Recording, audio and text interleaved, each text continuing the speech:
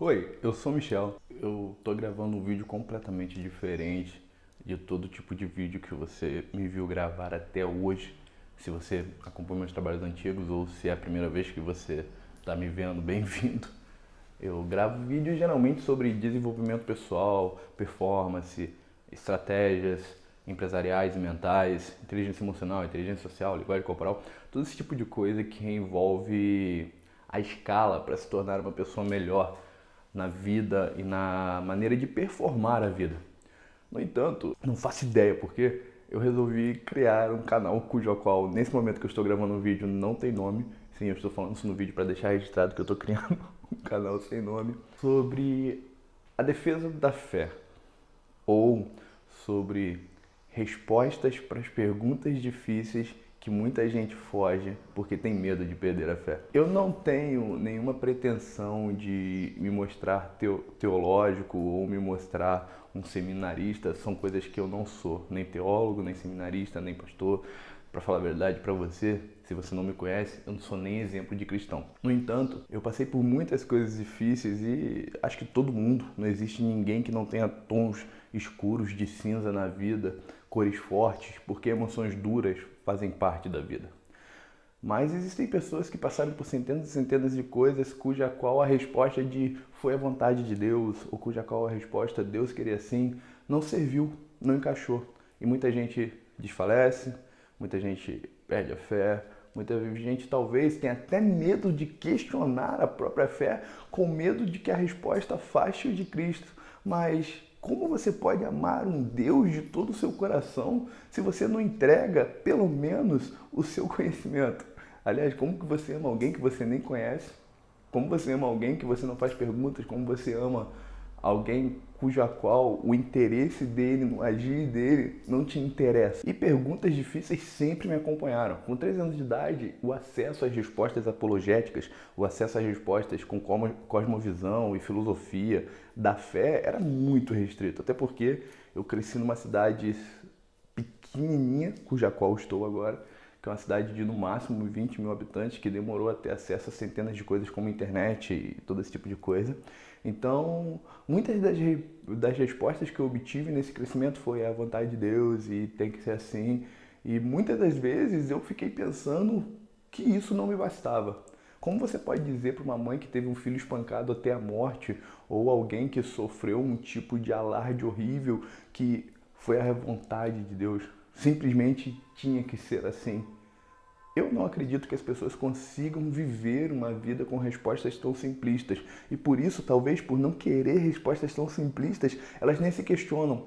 Mas por não se questionarem, a gente acaba entrando num mundo, a gente acaba entrando numa realidade onde você tem uma fé frágil, desestruturada, onde você tem uma fé que qualquer pessoa, com qualquer tipo de argumento chulo, digamos assim, qualquer tipo de falácia filosófica e qualquer tipo de dialética básica destrói as pessoas. E é por isso que, se você é teísta, ou se você pelo menos conhece o meio teísta, sabe que é tão difícil pegar um jovem que vai para uma graduação, pegar um jovem que vai para qualquer lugar onde tenham professores ateístas que fazem perguntas difíceis, esse cara dificilmente mantém a fé dele. Eu não tenho nenhuma pretensão de fazer um canal com curso de apologética. Eu não acho possível que um canal no YouTube possa ensinar apologética sem o debate, sem as conversas, sem toda a estrutura de ensino. No entanto, talvez eu possa gerar uma curiosidade para você acessar sozinho, talvez eu possa gerar conselhos para você buscar literatura, né? Grandes nomes como William Lane Craig já fazem isso há muito tempo, já publicam livros e conteúdo que fazem as pessoas buscarem e ter mais interesse a respeito da fé. Não quero ser um William Lane Craig, não chego nem aos pés dele, não tenho essa pretensão, mas eu quero trazer, pelo menos, a tentativa de responder perguntas difíceis, porque eu não tenho todas as respostas. Na verdade, eu não tenho nenhuma parte grande das respostas, mas eu não tenho medo das perguntas. Porque foram as perguntas, diferente das várias pessoas, que sustentaram a minha fé. Foram as perguntas que, nos momentos difíceis e de crises, me mantiveram em pé. Foram as perguntas que me fazem, num sábado de manhã, sem nada para fazer, pegar a câmera e gravar um vídeo sem ter um canal e sem ter nada disso, simplesmente me questionando que se de alguma maneira eu puder ajudar alguém que tem uma pergunta que nunca foi sequer analisada, já teria valido a pena. Por que devemos defender a fé cristã ou por que devemos estudar a defesa da fé cristã? A primeira resposta é para não ser defensivos. Porque quando você é ignorante, você é completamente defensivo. Quando você não tem conhecimento, quando a única coisa que você sabe recitar são os versículos da Bíblia e não entende a lógica ou a filosofia por trás daquilo dali, você simplesmente entra num combate. E sejamos reais aqui, combates não levam a lugar nenhum. Debates geralmente não são debates, são afrontas. E aí a maioria das pessoas ou não entra em um assunto para defender a sua fé, ou simplesmente entra e torna aquilo num círculo defensivo, torna aquilo num círculo de argumentação, como que eu posso dizer, agressiva, e não leva nenhum tipo de reflexão lógica, não leva nenhum tipo de síntese final do assunto, tá? Então, o primeiro ponto que eu acho importante é que entender a fé de uma maneira, de um ponto de vista filosófico, um pouco científico, é uma maneira de ter menos defensivo. O segundo ponto é influenciar a cultura, que a gente cada vez mais está numa cultura secularista, numa cultura que, tipo assim, o problema não é mais ser cristão, o problema é que ser cristão virou uma ofensa. E muitos cristãos realmente são ofensivos, muitos cristãos realmente por ignorância, porque eu acredito que toda violência vem da ignorância. Não sabem reagir às coisas que acontecem no mundo e acabam se tornando motivo de asco, tá? Por ignorância, tá? Por dizer, não, isso é uma atrocidade ao evangelho, vamos queimar as bruxas. É o tipo de coisa que a gente vê os cristãos fazendo hoje em dia, infelizmente. Então, influenciar a cultura. Segundo, amadurecer na fé. E quando eu digo amadurecer na fé, eu não digo só para jovens. Eu não sou mais tão jovem, tenho 27 anos. Mas não estou dizendo só para jovens ou para pessoas de meia idade ou para qualquer tipo de gente que esteja crescendo no evangelho. Amadurecer na fé é um processo que eu acho que a maioria das pessoas não passa. As pessoas têm uma liturgia religiosa, têm um processo ritualístico religioso, mas nunca tiveram mais do que fast food da fé. Então, amadurecer na fé. E por último, consolidar dentro de você fragmentos que talvez você nunca tenha olhado e refletido sobre a vida porque você tem medo. Tem medo de se perguntar, tem medo de conhecer, porque talvez a sua fé venha ruim. Eu, como já disse aqui, olho para a minha vida e olho para essas perguntas e sempre procuro respostas, porque respostas, uma vez, me ajudaram a manter minha fé. Existem várias maneiras de manter a fé. Tem gente que gosta de ir para shows, tem gente que gosta de eventos, tem gente que gosta de ficar distraído. Mas a minha mente nunca gostou de ficar distraída. A minha mente nunca gostou de ficar dispersa. Eu nunca gostei de passar toda a minha vida com assuntos volúveis e fúteis. Eu sempre pensei que existe uma razão por trás de todas as coisas. E por mais que eu não tenha a capacidade de descobrir essas razões, pelo menos a busca sincera por elas, pelo menos a busca sincera sem medo de descobri-las, sempre me manteve no meu porto seguro. Diferente do que a maioria das pessoas pensam, ou podem pensar comigo falando isso, eu não acho que a fé é um livro de receitas certinho. Eu acho que fé é subir uma escada, dando o primeiro passo, sem enxergar o final da escada. É dar passos em degraus invisíveis.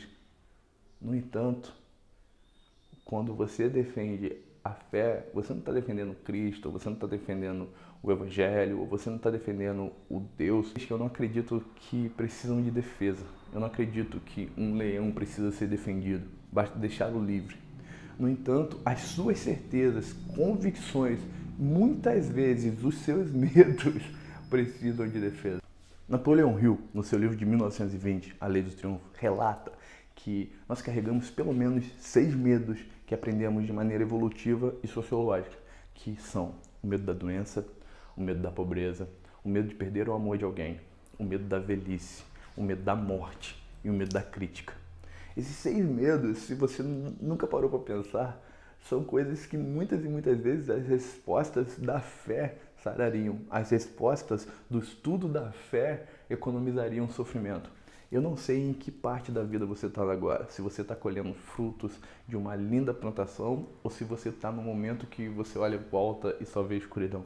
Eu não sei em que parte da fé você está agora, que você quer completamente distância porque cristãos, teístas te mostraram que aquilo é um lugar horrível de se estar, onde existe violência e ignorância, ou se você é alguém que está completamente sustentado e fiel nas suas convicções e não tem nenhuma rachadura de medo.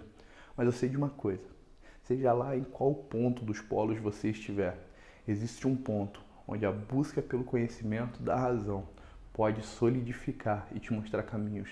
Eu não quero dar respostas para as pessoas, eu quero que elas parem de ter medo das perguntas. Eu não quero criar um canal onde eu vou dizer para você o que fazer, onde eu vou dizer para você qual é o jeito certo de fazer. Eu não faço isso no meu canal de desenvolvimento pessoal, não faço isso com empresas, eu não faço isso com a vida das pessoas cotidianas. Imagina com a fé. O que eu quero dizer é que mais importante do que ficar pesquisando qual era o espinho da carne de Paulo, como muitos teólogos fazem, é importante entender que o espinho existe e que ele tem um significado para isso. Talvez eu grave um vídeo sobre isso.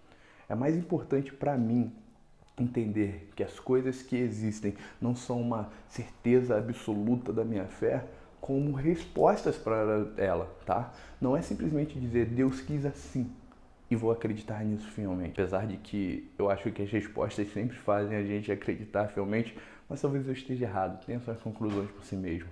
Eu quero entender por que fracassamos, por que existe o mal no mundo se Deus existe. E se Deus existe, por que ele deixa que o mal exista? Esse tipo de pergunta que assusta a maioria das pessoas, ou que elas não procuram responder, ou que elas dão respostas básicas. O mal existe porque o homem é mau e Deus não se intromete. Se Deus não se intromete, por que criamos valores morais que são o espelho da reflexão do que acreditamos serem valores teístas, valores cristãos? E essa frutificação desses valores morais é algo completamente natural. E todo tipo de coisa que a gente pode conversar aqui. Eu sou o Michel. Eu não sou teólogo, eu não sou seminarista, eu não sou pastor. De novo, eu não sou nem um exemplo de cristão. Talvez, dentre os pecadores, como Paulo falou, eu seja o pior. Mas Deus usou da sua misericórdia e graça para me tornar um exemplo da sua paciência. E é por esse motivo que eu estou gravando um vídeo e começando um canal sobre respostas para as perguntas difíceis da nossa fé. Te vejo em breve. Tenha compaixão.